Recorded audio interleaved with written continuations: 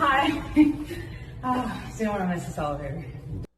Hello, you probably already know me. I am Johnny Depp, an actor. Hello, Twitter, Deepfake AI family, and community. Hello, Deepfake AI, and hello, Twitter.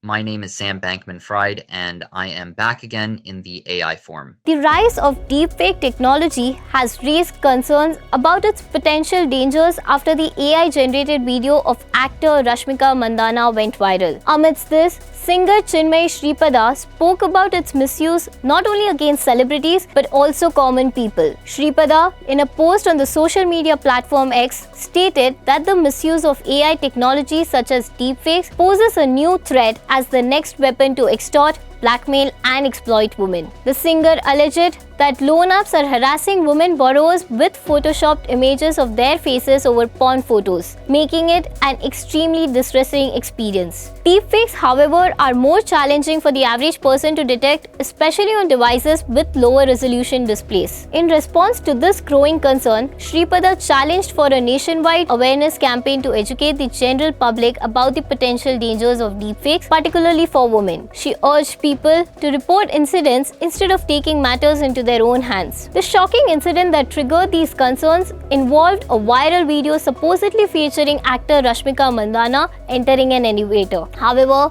it was later revealed that the video was manipulated using deepfake technology with British Indian influencer Zara Patel's face digitally replaced with the actor's. Taking action against the misuse of deepfakes, the central government has issued an advisory to major social media platforms. These platforms are now required to remove any reported deepfake content within 36 hours. Failure to comply with this directive may result in the loss of safe harbor immunity and make them liable to criminal and judicial proceedings under the Indian laws. Subscribe to Daily Salah Digital to get the latest updates.